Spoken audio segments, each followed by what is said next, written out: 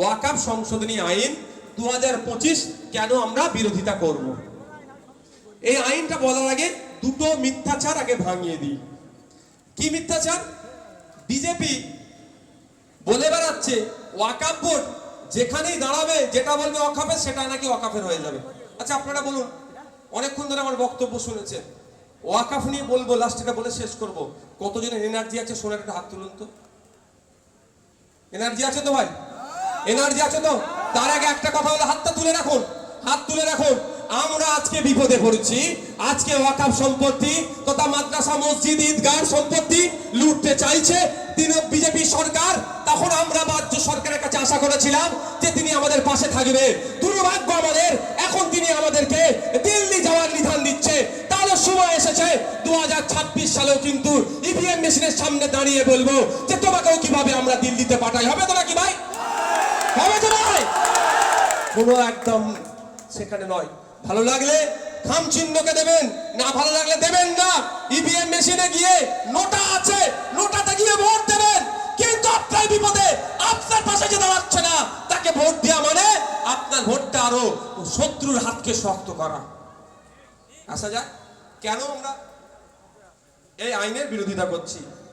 BJP একটা মিথ্যাচার করছে, ওয়াকফ বোর্ড নাকি যেখানে দাঁড়াবে যেটা বলবে ওয়াকফের সেটা ওয়াকফের হয়ে যাবে, এমন ভাবে বুঝাচ্ছে। আমার হিন্দু ভাইদের বাড়িতে বাড়িতে দেবেন তুলসী গাছ, তুলসী তলা বলেন ওটাকে, তুলসী তলা আছে। বলছে ওয়াকফ বোর্ড যদি ওই তুলসী তলাটাকে বলে ওয়াকফের তো ওয়াকফের হয়ে যাবে। দেশের প্রধানমন্ত্রী, প্রধান বিচারপতি, রাষ্ট্রপতিরও ক্ষমতা নেই ওটাকে কেড়ে নেওয়ার। এই মন্দির আছে, এই মন্দিরে নাকি বলছে ওয়াকফ বোর্ড বলে দেয় যদি এটা ওয়াকফের, এই মন্দিরটা নাকি ওয়াকফের হয়ে যাবে। তোমার আমার ঘরে ঢুকে ওয়াকফ বোর্ড যদি বলে দেয় এটা ওয়াকফের তো ওয়াকফের হয়ে যাবে। এইরকম বলে হিন্দু ভাইদের মধ্যে মুসলিমদের সম্পর্কে একটা বাজে ধারণা ঢুকিয়ে দিচ্ছে। আমি প্রথম যখন শুনি আমিও তো অবাক, আমি যে এই ধরনের আইন হতে পারে দেশে। আচ্ছা বলুন, এটা যদি সাধারণ কোনো মানুষই শোনে, হিন্দু মুসলমান নির্বিশেষে, সেও তো বলবে ওয়াকফ আইন বন্ধ করে দাও ভাই, তাই না? যদি আমার মন্দিরে এসে ওয়াকফ বোর্ড বলে যেটা ওয়াকফের তো ওয়াকফের হয়ে যাবে, আমার মসজিদে এসে ওয়াকফ বোর্ড বললে এটা ওয়াকফের হয়ে যাবে। এই আইন রাখার থেকে বন্ধ করে দেওয়া ভালো, হিন্দু মুসলমান সবাই বলবে। কিন্তু এই ধরনের আইন নাই। আমি একটা উদাহরণ দিলে আপনারা বুঝতে পারবেন। এই মুহূর্তে পশ্চিমবাংলায় ওয়াকফ সম্পত্তি কত বেহাত হয়ে আছে জানেন? প্রায় ৭৬,০০০ বিঘা। কত? ১-২ বিঘা নয়, ৭৬,০০০ বিঘা ওয়াকফ সম্পত্তি বেহাত হয়ে আছে। সেটা ওয়াকফ বোর্ড উদ্ধার করতে পারছে না। আমার নিজের ৭৬,০০০ বিঘা সম্পত্তি আমি উদ্ধার করতে পারছি না, আর আমার এত পাওয়ার, আমি মন্দিরটা যদি বলি আমার হয়ে যাবে, আব্দুর রহিমের ঘরটাকে যদি বলি আমার হয়ে যাবে, রাম কাকার ঘরটাকে যদি বলি আমার হয়ে যাবে। আমার এত পাওয়ার, যেদিকে তাকাবো সেটাই আমার। আর আমার অলরেডি ৭৬,০০০ বিঘা সম্পত্তি আছে, সেটাকে আমি উদ্ধার করতে পারছি না। তাহলে এই ক্ষমতার কোনো দাম আছে? এটা হতে পারে ক্ষমতা? এটা আকাশ কুসুম ব্যাপার, সম্পূর্ণ মিথ্যাচার। আমার অর্থাৎ ওয়াকফ সম্পত্তি উদ্ধার করতে পারছে না বলে ওয়াকফ বোর্ড কোথায় যাচ্ছে? চলে যাচ্ছে ওয়াকফ ট্রাইব্যুনালে। সেখানে গিয়ে বলছে মাই লর্ড, আমি ওয়াকফ সম্পত্তি উদ্ধার করতে পারছি না, তুমি অর্ডার করো যাতে আমার জায়গাটা আমি ফিরে পাই। ওখানে হচ্ছে না, যাচ্ছে কোথায়? হাইকোর্টে গিয়ে বলছে, বিচারপতিদের কাছে কান্নাকাটি করছে যে তুমি অর্ডার করে দাও যাতে আমি আমার ওয়াকফ সম্পত্তিটা উদ্ধার করতে পারি। ওখানে হচ্ছে না, সুপ্রিম কোর্টে চলে যাচ্ছে, গিয়ে উদ্ধারের জন্য চিৎকার করছে, মানে আইনি চিৎকারের কথা বলছি। সে নাকি অন্য জায়গায় দাঁড়ালে ওয়াকফের হয়ে যাবে। এটা হতে পারে ভাই? এটা সম্পূর্ণরূপে মিথ্যাচার। মিথ্যাভাবে আমাদের সমাজের মধ্যে হিন্দু মুসলমানের মধ্যে একটা বিভেদ তৈরি করার চেষ্টা করছে।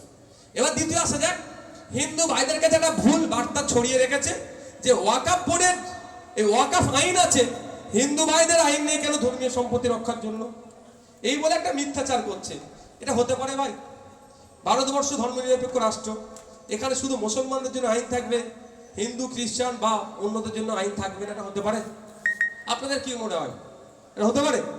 এটা কোনোদিন হতে পারে না। সারা ভারতবর্ষের যত ওয়াকফ বোর্ড আছে একটা আইনে পরিচালনা হয়, সেটা ওয়াকফ অ্যাক্ট। আর ভারতবর্ষের যত মন্দির আছে, যত রাজ্য আছে, আলাদা আলাদা করে আলাদা আলাদা মন্দিরের জন্য আইন আছে। আবার কোন রাজ্যের যত মন্দির আছে সব একটা আইনে চলে। উত্তরপ্রদেশের মন্দিরের আলাদা আইন, তামিলনাড়ুর যত মন্দির আছে এক আইনে চলে, কর্ণাটকের মন্দিরের আলাদা আইন, আলাদা আলাদা করে আইন আছে। আমি জাস্ট একটা উদাহরণ দিচ্ছি। যেমন ওয়াকফ আইন আছে, দা উত্তরপ্রদেশ শ্রী কাশী বৈশ্বনাথ টেম্পল অ্যাক্ট 1983 1983 সালে। আরে উত্তরপ্রদেশের একটা বিখ্যাত মন্দির আছে জানেন তো, কাশী বদ্রীনাথ মন্দির। অনেকে যায় কিন্তু ওই মন্দিরে দর্শন করতে। ওই মন্দির কিভাবে পরিচালনা হবে, কি হবে না হবে, তার জন্য আইন আছে, 1983 সালে তৈরি হয়েছে। আমি একটু আগে যাই। The Tamil Nadu Hindu religious and charitable endowments, Tamil Nadu রাজ্যে যত হিন্দু ধর্মের ধর্মীয় সম্পত্তি আছে, যা আছে সবটা কিভাবে পরিচালনা হবে তার জন্য 1959 সালে আইন তৈরি হয়েছে। ঠিক একইভাবে কর্ণাটকের হিন্দু ধর্মের ভাইদের যে মন্দির আছে কিভাবে পরিচালনা হবে, কে থাকবে, কর্মচারী কে হবে, বোর্ডে কে থাকবে, তার জন্য আইন আছে। অন্ধ্রপ্রদেশে আইন আছে।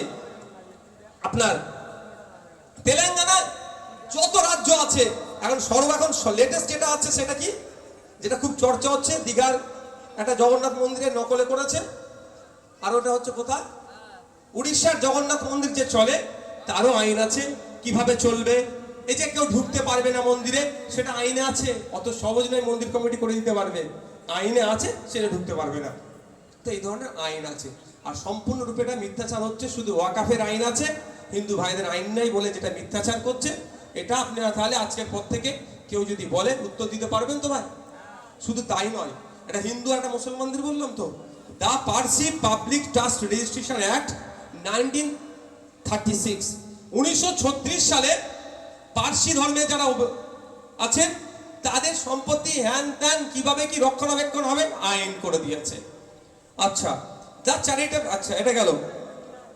শিখ ভাইদের ধর্মীয় সম্পত্তি কিভাবে চলবে, কিভাবে রক্ষণাবেক্ষণ হবে, কমিটিতে কারা থাকবে, তাদের কোয়ালিফিকেশন কি হবে, তাদের ডিগ্রি কি থাকবে, মানে ইচ অ্যান্ড এভরিথিং কিভাবে হবে, তার জন্য আইন আছে।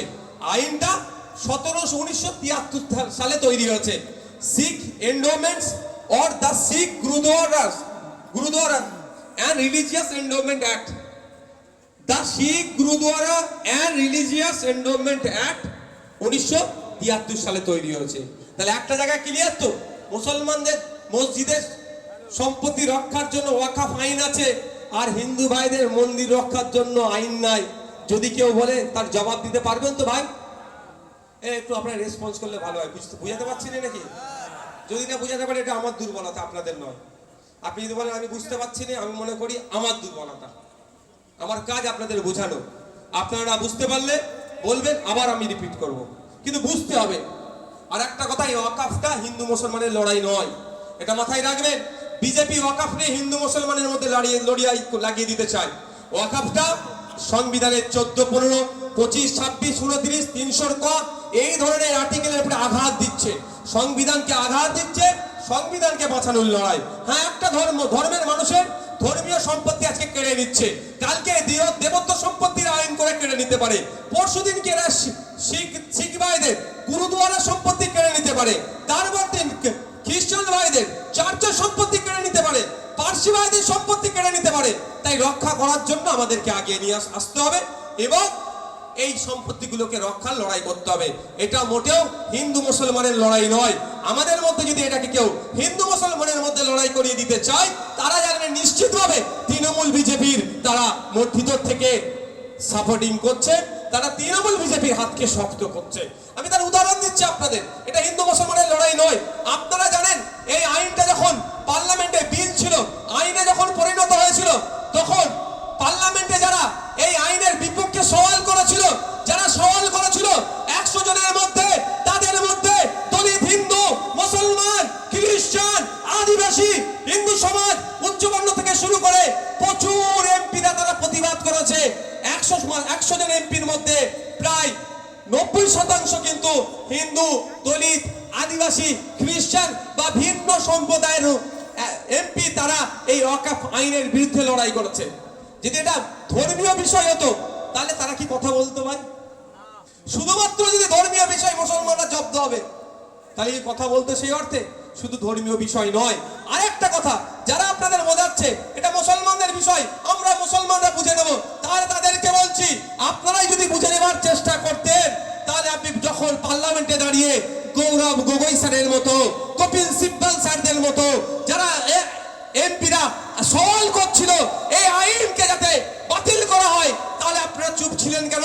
তখন তো বলতে পারছেন এটা মুসলমানদের বিষয়, গৌরব বাবু আপনি কথা বলবেন না, এটা মুসলমানদের বিষয়, কপিল সিব্বল বাবু আপনি কথা বলবেন না, আমি বুঝে নেব।